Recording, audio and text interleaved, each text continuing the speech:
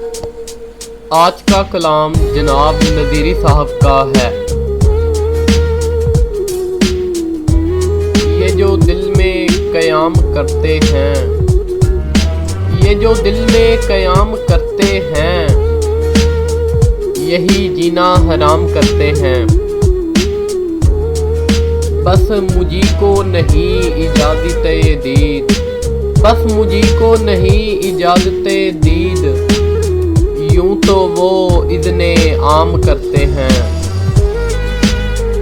उम्र से मुफलिसी को क्या लेना, उम्र से मुफलिसी को क्या लेना,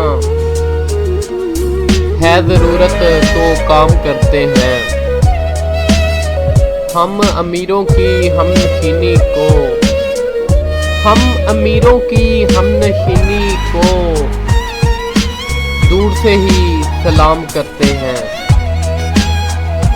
देख महरूमियत के चेहरों को, देख महरूमियत के चेहरों को, कितना खिलकर कलाम करते हैं।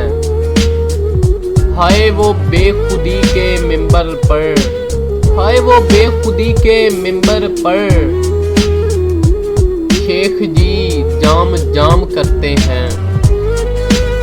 और हम नदीरी बड़े बुजुर्गों का, और हम नदीरी बड़े बुजुर्गों का आज भी एहतराम करते हैं।